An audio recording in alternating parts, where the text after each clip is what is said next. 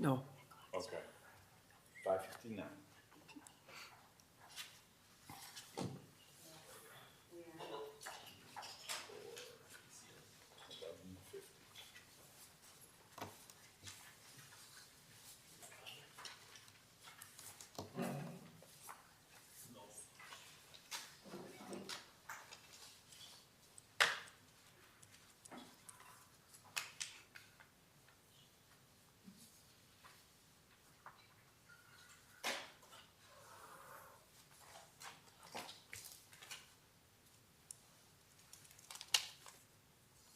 It's 6 o'clock. I call the meeting of the Park and Rec Commission.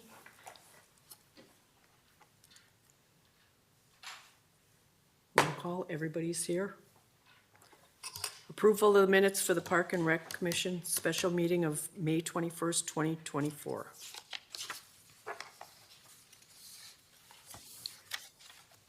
I'll move to approve. We have a motion to approve. Do we have a second? I'll second. And a second. All in favor, say aye. Aye. Opposed, motion carries. Number 3, review of the current financial stat pack.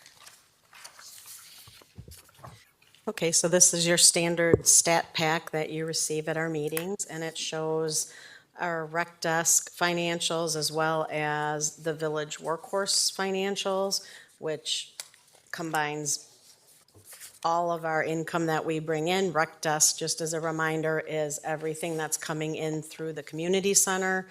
And then the final workhorse comparison, that is through the village program, and that is all of our revenue and expenses that come in, not only just through the community center. So as you can see right now, for the end of August, our revenues are at 70% and our expenses are at 63%. And if you look in the spreadsheet that is at the end of your stat pack, you can see it's actually like a 6-year comparison. Actually, it might be 7-year comparison. Doing extra credit for you guys. But we're doing very, very well. We're on track to have a good year if all goes well. So does anybody have questions on the stat pack? Questions, comments? Anybody? And as always, if something, you're looking at it, you can always contact me if you have any questions or concerns. Do we want to put these on file, Kelly, or? Sure. Okay, I'll make a motion to put the current financial stat pack On file. on file. We have a motion and a second. All in favor of the motion, say aye. Aye. Opposed, motion carries. 2025 Capital Improvement Project and Operations and Management Draft Budget Presentation. Yeah, this isn't going to be so much of a presentation because we're still in the preliminary aspect of this as a village right now. So this is super preliminary, but what you can see, I know it's really small and I apologize for that. There were certain things in last year's CIP budget that we were hoping to accomplish this year. One of those, it was path lighting and replacement of benches in Hickory Lane Park. So the benches have been replaced. They will go in with the path project, which will hopefully be completed this fall. We'll be redoing the Hickory Lane path, which will be nice. And we are working on a solar light in that south east corner because it gets very dark in that corner. There's kind of woods and trees, and we've had a lot of comments from patrons that it gets pretty dark over there. So a solar light will really help illuminate that corner without having to run all kinds of power and make it more expensive than it needs to be. So that is in the works with the other project. Jackson Park picnic table replacement, this was in the last CIP plan, and we had budgeted to spend like $17,000 every year and slowly replace tables. Gets us about one table per $1,000 roughly for the heavy duty tables. So in 2024, we did order 17, so we'll be starting with shelter number 2, which is by the kitchen where we have the bands play now for Action in Jackson, our beer gardens, things like that. And then we'll slowly keep replacing those tables from the big brown ones. Then, let's see, we've accomplished the acquisition of the Hasmer Lake properties. We've accomplished the master plan for Hasmer Lake. Down the road, we have it budgeted now for, I believe we kicked that to 2026 for the potential development of Hasmer Lake Park, if that comes to fruition through the CIP plan and the FMP. And then we also have the dog park feasibility, which was last year's for this year, and we are in that right now. Development for that potentially could be in 2025, which we're hoping, and we'll see how that works out as well. Some of the things I put in red, these have been on our CIP budgets for a long time before we even created the big spreadsheet with the FMP. And that's for Jackson Park. There's a lot of things in Jackson Park that need addressing. That's our oldest park, and it's seen better days. And we definitely need to have a master plan done to have some fresh eyes take a look at that park. And hey, how can we be utilizing this park to the best potential it is? So a lot of the things that are due for more advanced repair, maintenance, things like that, our shelters, the roofs, the kitchen. We're getting up to, the playground equipment's been in there over 20 years now. Those things we all have to start looking at. Well, instead of pulling those apart separately in the CIP, it's kind of silly to start replacing or spending a lot of money repairing things when hopefully in the more near future, we'll have a park master plan that will identify all those things and get that done in a project as opposed to piecemealing it out. So if you look at that, that's why that's in red, to keep that in mind, that all those things are important components of a master plan. Then we have the pickleball courts, which we completed that one. The inclusive playground, we completed that one. We do go all the way down to 27, 28, 29, 30. Like 2031 to potentially need to do some repairs, but that's quite a ways away. But we want to keep those things on the plan so they don't fall apart. Another thing was with the splash park. We'll need to start replacing some equipment as we go. We had it in 2025, but we pulled that out because right now we don't see an aggressive need to replace any equipment. So if we don't need to spend that, we're not going to. We'll just keep evaluating it, but we'd like to have a placeholder. So if some of that equipment starts to fail, we have a placeholder for that. We also had, for the splash park, I think that was up at the top, I kind of missed that one, the anti-slip surface for that, and we're looking at that this fall to see how those prices could carry through to next year if the CIP and FMP will allow. So that's something that's kind of up in the air. The HVAC units, we are replacing 3 units with the expansion project, which is good. There are problem children units. But we do need to budget down the road for replacement of the ones that we are not fixing. And again, just because it's on here doesn't mean it's going to get replaced, but we need to have that as a placeholder. And then we do need to start looking at the existing roof on the community center, but that's not until like 2029. So that just kind of brings you up to speed on that. When we have the closeout documents for the expansion, at that point, we'll be adding all of the components to the new expansion that'll have, maintenance issues that we'll need to plug in here too, so they don't get lost. Painting of EFS, things like that we haven't really been able to budget for that in the past. So that's where we are with that plan right now. Any questions, comments? And of course, all these things, it's a plan. It all comes down to then how that fits into the whole village financial plan and what the board, dictates that we can do. So just reminders on that one. Okay, again, place on file. Correct. I'll make a motion that we place the 2025 capital improvement project and operations and maintenance draft budget presentation on file. Second. We have a motion and a second. All those in favor say aye. Aye. Opposed, motion carries. Number 5, 2024 Village Playgrounds Inspection Report. Jessica, you're up. Actually, we gotta go back up, Oh, because we oh. didn't do the operation maintenance one. That was the CIP. Okay, And the one that you had in your packet, this one is different. Hot off Okay. the press. So, Does the chair wish to separate the items then? oh, Do you want two separate motions, Casey? yes, please. We'll reflect that in the minutes. Okay, thank you.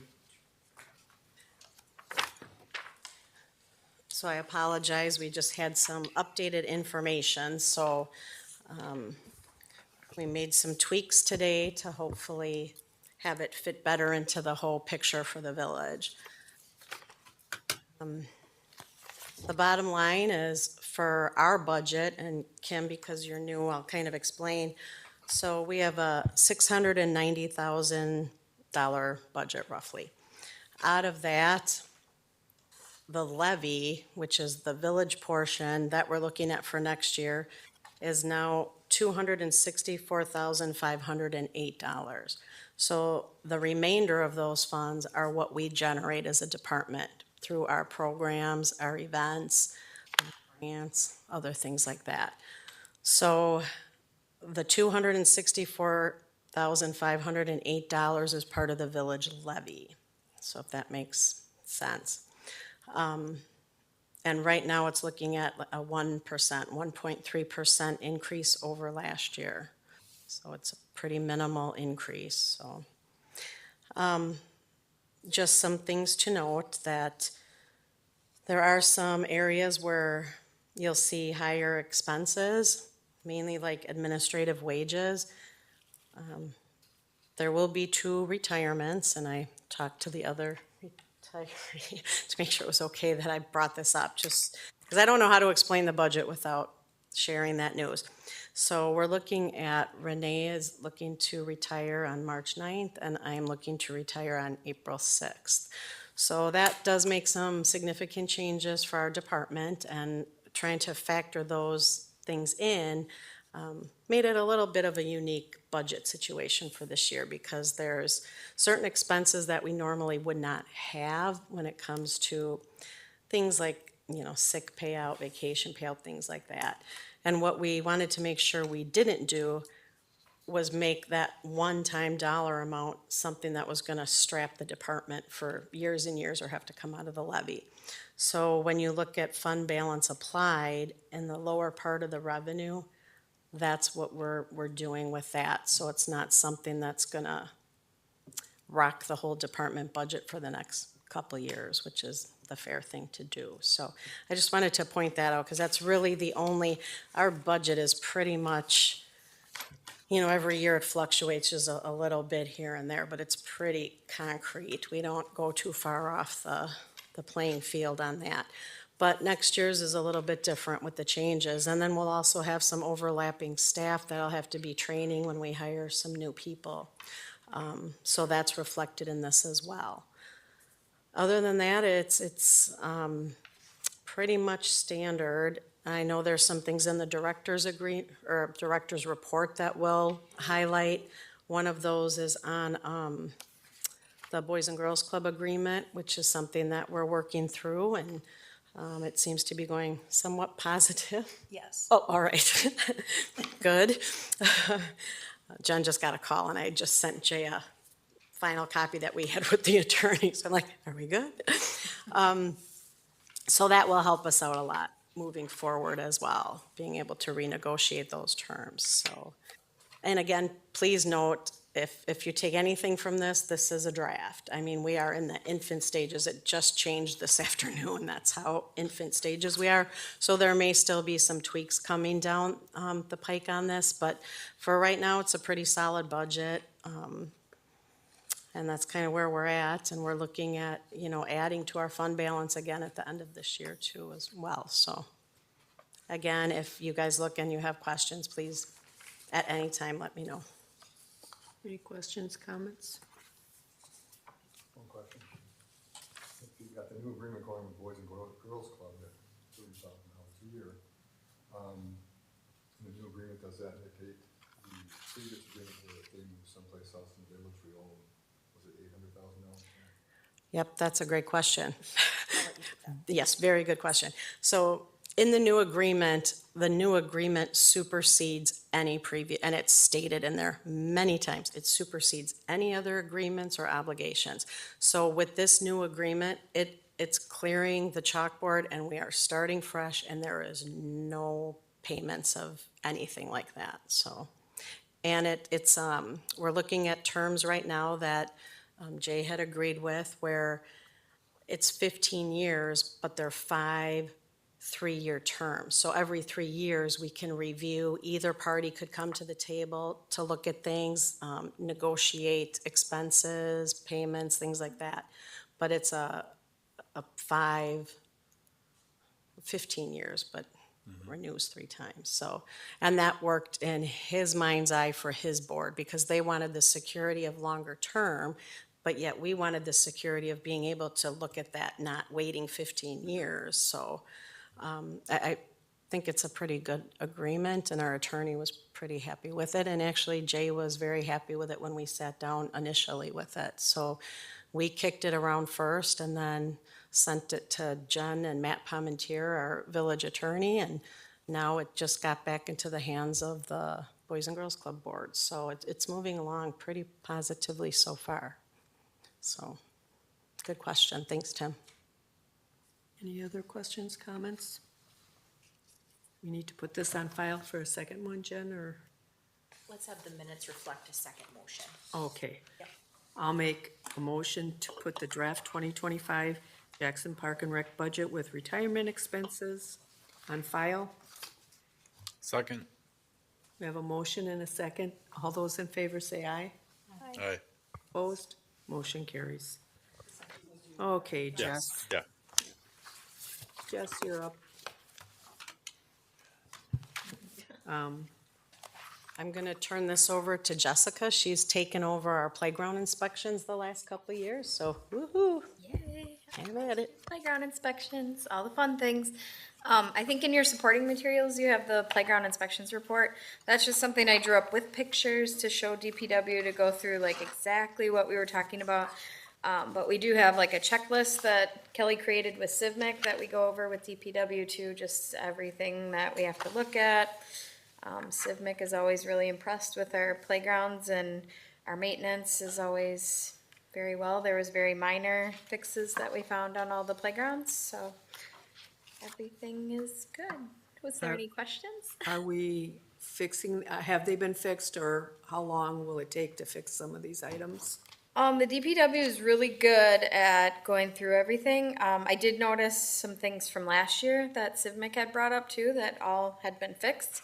So DPW is on it, working on it. They usually get this report in the beginning of summer. I think I was just a little bit late this year, but they'll go through and they'll fix everything. So, yeah, just a lot of minor fixes, some bolts, some warped swings, pretty minor Is it just wear and things. tear on It's the wear and equipment? tear on most things, yeah. And then on the report too, Kelly always lists like when the playgrounds have been installed. So like Jackson Park, 2005, she had said like 20-year-old playgrounds. So those are things that we'll definitely plan for in the future.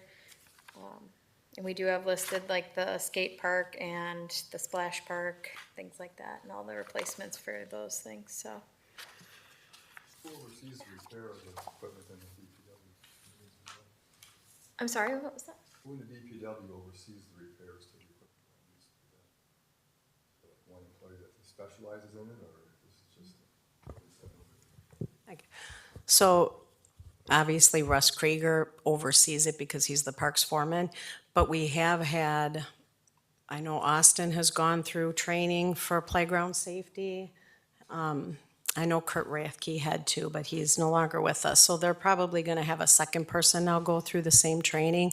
And that training is done through Civmec. It's City and Villages Municipal Insurance Company, which is who we're insured by, which is very helpful. They have amazing training sessions, and that's where Austin went through it. Jess went through that. There is like a full-blown national certification. We haven't really had anybody go through that at this point because it's extremely expensive. And I feel like having our insurance company train us and say we're good, I feel pretty good about that. And you still get a certificate with that education as well. So right now, I think Austin is our point person because he's been through the training. So it's more than one, basically. Any other comments, questions? Thank you. Nice job. Thank you. I get to do the fun job. Thank you. So anybody like to make a motion, put this on file? I'll make a motion to put the 2024 playground inspection report on file. I'll second. Oh, We have a motion and a second. All those in favor say aye. aye. Opposed? Motion carries. Number 6, Jackson Dog Park Design Concept. Okay, it's Pam, if you want to just pull that picture up, just in case anybody has questions, and I need my little pointer to show you. Very infant stages of design so far. We're still working through wetland and issues like that with the DNR, but so far it's coming up very positive with the DNR. I think there was someone from Sewer Pack actually out there today as well, so we'll get that report probably next week, I'm thinking. So in the design, there's just a few couple things to note, and it's probably easier if I just walk and talk. It's like singing. Okay.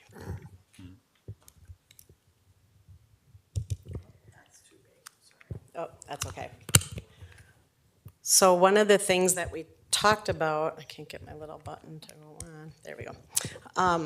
When we met with the DNR, we had a whole team, and then we had Grummer and Associates they're gonna be working on the street project for Hickory Lane and Eagle, is the parking. And they felt, I don't know if I have to be farther away, sometimes it doesn't like the screen. I know, sometimes it does, but not this time. Anyway, you'll see the parking up on the top. Yep. That's where Grummer and the DNR felt that was a better position with the swales and the way they need the water to drain there. And just to back up a little, I know we talked about looking at an alternate site in the village. We drove all over the village looking for alternate sites where we wouldn't have to spend money acquiring property for the dog park, and we just could not find anything that would suit our needs and fit the dog park like Cedar Run Park. So right now, that's gonna be our focus because it's land we already own.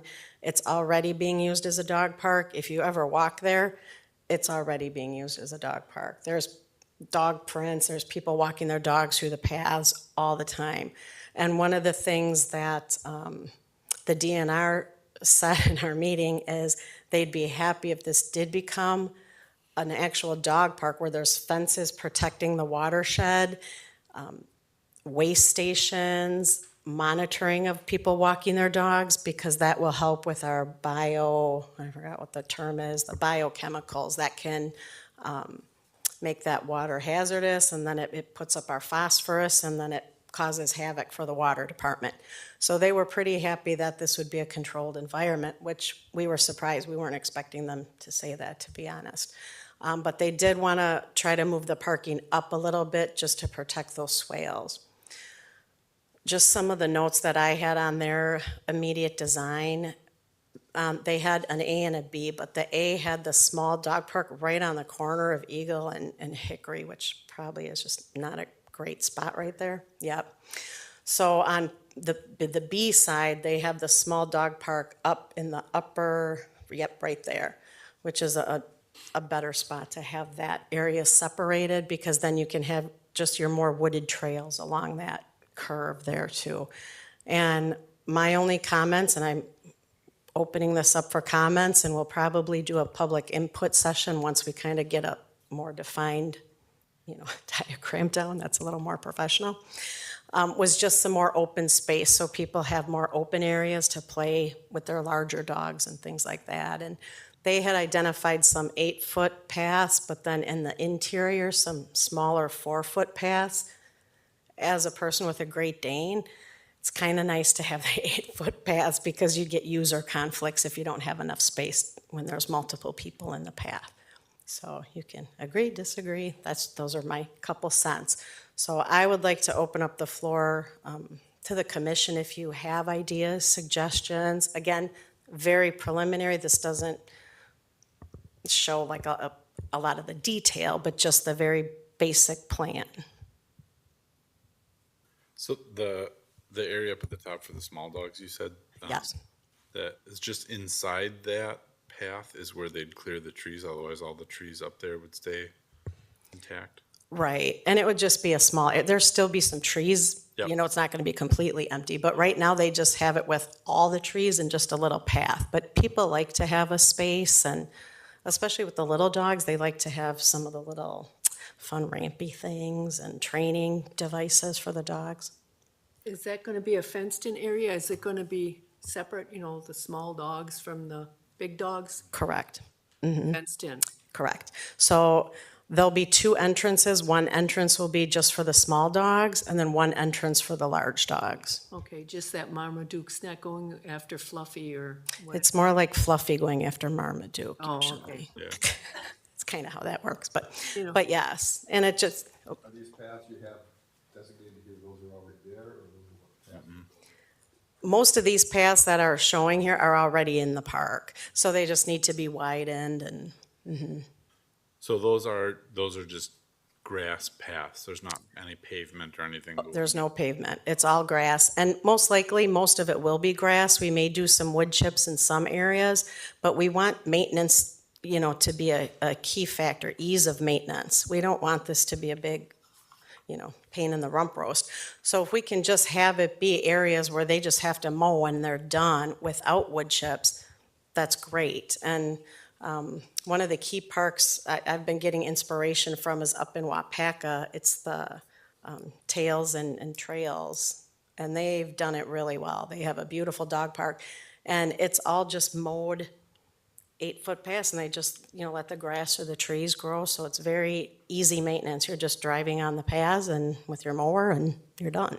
So, Question, and I may be getting ahead of, if somebody is walking their dog and another dog bites the person or the dog attacks what happens insurance-wise? What happens, what are we liable for? sure, that's a great question. The answer would be no. There'll be plenty of signage, and those are some little details we'll have to work out down the road. But one of the things that we'll have to talk about as a commission is how do we want to do this? Like, do we want to have it be where residents can come in and get a pass, you know, at the community center? And then maybe they get a tag for their pet, knowing that they're a resident, so they're great. Visitors, you know, we could have a pay station. That's what they do at the one in Wapaka. You pay $5 a visit, or I think it's like $30 or $60 for a month or whatever it is. But those are all details we can work on. And then it'll say right in the rules that, you know, as an owner, you're responsible for your dog. And if there's anything that comes up, you call 911, just like you would at the playground if you have a bad situation with your child. And there'd be a police report. And, you know, dogs that are there need to have licenses. And I'm sure our police officers will be bringing, you know, Delta Fluffy over there to play sometimes, and they'll be checking licenses and things like that too, I so. was just gonna say, who's policing it, that they have, their dogs are licensed? Well, that's gonna be up to our police, but also, one of the things that would be helpful with our friends group, maybe we have a subcommittee that has a dog park committee that can help with, you know, the purchase of pet waste bags and things like that and monitoring. But really, most dog parks, it's your self-monitoring. And I think we have found that already in some of our parks, and I can say, like with the new pickleball courts too, you have residents who take pride in what we're giving them, and they don't like to see people messing around. So we get calls like, you know, people will police their own things if they're happy with them, so. What about people that will come in that don't have a licensed dog and they don't have their rabies vaccination? Yeah, and that can happen. So, I mean, all we can do there, because you don't pay people at dog parks to just check dogs and rabies, right?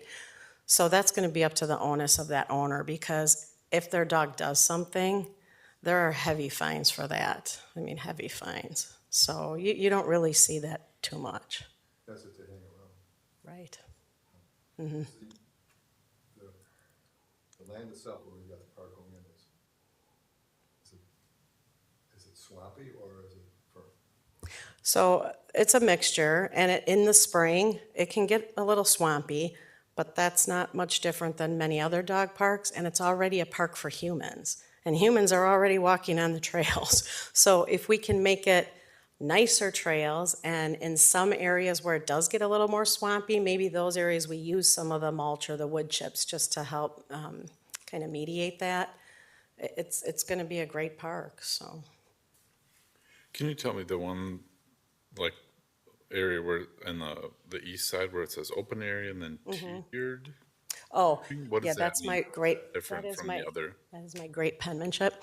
So I just had open areas, tree clearing. Oh, tree That's, clearing. yeah, you just can't, you can't read that. But in a lot of parks, when you see open areas like that, you kind of have your path goes into the open area, and then it just kind of comes out the other side too, so Got it. that makes sense. So if people would come into the community center to get like a tag or something, would their license for their pet be checked at that point, or Yeah, that would be, a resident? nope, that would be, they would have to be licensed with the village, and they would have to show that their dog is licensed, because then we know they have all their proper vaccinations. Yep. So that would definitely be the case for any resident dogs, yeah. Good deal. And there, again, you're gonna see this more and much more cleaner and nicer, but this is the, kind of the first kick at the cat, so, you know, absorb it if you think of things, or you take your animal to a dog park and you see something like, hey, you know, please share it, let us know, or take pictures. It's very Yes. helpful.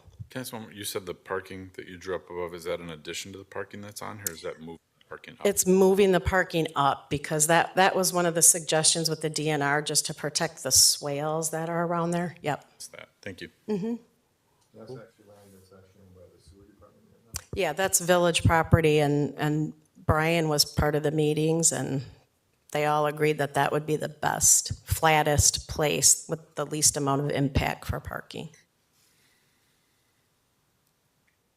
The only thing I would say is where you're talking about where the wet areas are, that instead of using chips, maybe we should just, in that part of the path, maybe raise it. Just put the fill in there a bit. Yeah, and that can be noted too, when we actually get more of a final design, then we'll have more topography on it that'll show those spaces, and that's a good suggestion. Thanks, Tim. Anything else? Put this on file too? Yep. Yep. Very preliminary. I'll move to put the Jackson Dog Park design concept on file. Second? We have a motion and a second. All those in favor say aye. Aye. Opposed? Motion carries. Number 7, fitness center equipment donation by the Friends of Jackson Park and Recreation.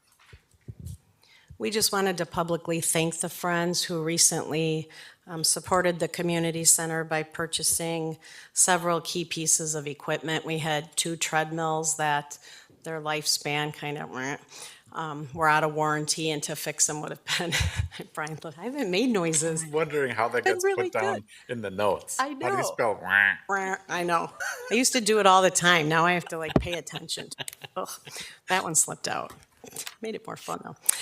And then we also, I'm trying to remember what else we got, Jess. It was a bike, right? Oh, yeah. Two the- treadmill. Yep, 2 recumbent bikes, the spin bike and the 2 treadmills. So that was wonderful, because that's something we couldn't have pulled out of our budget. And especially like the spin bike, that's something that our patrons have been asking for and asking for and asking for. So they're very grateful, and I know they're very appreciative. So thank you, Friends, for doing that. We appreciate it. You're welcome. Number 9, Director of Park and Recreation highlights. Oh, number 8, we just Green eight. Oh, did I have the skip? Fall Oh, Festival of Fun. I'm having a good night here. Fall Festival of Fun. Yes, and you guys, yeah, I think you had this in your packet, but. Yep. Post it somewhere. I got one. I got one. I got one. I got one. Anybody else? Here, take a bunch. This is so much fun. There you go, Brian. So what we're doing this year, because it's a little bit crazy at the community center, if you've been over there lately with all the construction, we are putting 3 events into one night, and we're just ripping the Band-Aid off. So we're having the Glow Run Party, the Afterglow, an indoor beer garden, and the Ghoul Gala, all on Friday, October 18th. So should be super fun. Once again, thanks to the Friends Group, because they're already working really hard on sponsorships. It's going really well. Trying to get people to register early so we can get a t-shirt count. So you'll start seeing some ads for the early registration running next week. And definitely need volunteers. I think we're doing pretty good on route volunteers this year. I know Jess has been working hard, and Renee getting different businesses that are sponsoring along the route. And Jen, thank you for volunteering for that. Sponsor of. Yay, they're gonna have a spot on the road, the village people. And we do have the Ghoul Gala, so you can dress appropriately. And I know Debbie Zeinert's been working hard too. She's been picking up all the glow items, so we've got a good jump start on that. I think, I think Renee, what's in your office? You have the Glow Run and I have Ghoul Gala, and it's so fun. If you thought it was crazy in the community center with stuff before, you should see it now. But anyway, if you're not signed up already to be helping and you'd like to, please just let us know. Thanks for everyone and your hard work getting this event off the ground. Thank you. Now moving on to 9, Director of Parks and Recreation highlights. Okay, so expansion. It's expanding. We're doing good. We've almost got, almost a couple weeks away from having both ends completely closed in so that the interior work can begin. It's been a bit of a haul with all the steel and the concrete, getting all that to work, and they're doing a great job. More construction, and our manager, Mr. Craig Robinson, has been doing a fantastic job, and he's really putting the needs of, our staff, our programs, and our patrons first with everything, and it's been very nice. They've been working with all our teachers, with the classes, trying to take breaks when the Head Start has to nap, and it's been a real fun circus. So, but the end result's going to be amazing, and we're looking forward to that. Hasmer Lake Park, if you haven't been over toward Hasmer Lake on Highway P, you should drive over there. The village has cleaned up the 2 lots now that we own, so it looks nice now. It's cleaned up, and we will be working on putting a sign there, future home of Hasmer Lake Park, so we can identify that as village property, which will be nice. And it'll be a great entrance to the village once that's up. We talked about the dog park. We talked about the CIP updates. We will be posting for a full-time rec supervisor position. As I stated, we have a few retirees, and we want to get that position posted by the end of September so we can close it in October, do interviews, and have the rec supervisor start in December so they can shadow Renee for 2 months and learn all her little secrets and tips and she hides all her stuff. So that'll be very helpful. So more to come on that, but you'll be kind of seeing the progress on that hire over the next couple months. Right now, we don't have any Eagle Scout projects to announce. We do have Dylan and Braden, who completed theirs last year, have their Eagle ceremonies this Saturday in Jackson Park, so that's pretty exciting for those 2 young men. And Parks and Open Space Plan, this is always a placeholder on the report. That's something that will commence probably next year to start with public meetings to get that updated. And we talked about the Boys and Girls Club new user agreement. Then when we get down to our programs, we ran the 2 summer beer gardens. Now I need my glasses. And we did great. May and July, we netted $13,245.92, which was up about $1,300 from last summer, which was pretty exciting. And then our fall winter programming, the guide will get out soon, I hope. It's been kind of a tough stretch this year, lots of things going on, but it should be going to the printer, if not by the end of this week, early next week. So, and then it will be online soon as well. The early learning program, that's running and rolling and all is good there. Flag football, I think the games start tomorrow, yep. So if you see lights on in Jackson Park, that's our flag football program. Talked about the Fall Festival of Fun. Reminder, the most important thing in the entire village over all of things, trick or treat, which is Sunday, October 27th from 5:30 to 7:30. Village budget workshops, our next one, if anybody here is interested in attending, will be October 15th from 6 to 7. And then the tourism budget will be prior to that at 5:45. So if you're really bored or love budgets a lot, you are welcome to come to that. And then, great time to go out to dinner would be tomorrow night. Yep, the September 18th, to the Texas Roadhouse. 10% of the proceeds will benefit the Park and Rec Department. And Renee and Jess will be there with bells on, with a bake sale as well. So, is it 3 or 4 o'clock? 3 o'clock. Oh, Jess has special coupons for you too, see? Oh, there you go. See, and there's a method to their bake sale madness because they'll be handing those to everybody who walks in too. So we're going to catch everybody at the Texas Roadhouse. So yes, there is a bake sale. So after you have your steak, you can pick up some cupcakes or brownies. So thanks everyone for helping out with that event and all the people who baked. And just the little quote of the month, there are 3 ways to ultimate success. The first way is to be kind, the second way is to be kind, and the third way is to be kind, by the great late Mr. Rogers. So, fitting for our early learning classes just starting. That's all I have. Thank you. Number 10, citizens, village staff to address the Park and Recreation Committee. Anybody signed in? Nope. Seeing that we don't have any. Number 11, adjourn to the Friends meeting. Your turn. I make a motion to adjourn to the Friends meeting. We have a motion. Do we have a second? Second. And a second. All those in favor say aye. Aye. Opposed? Motion carries. Thank you, everybody. Thank you.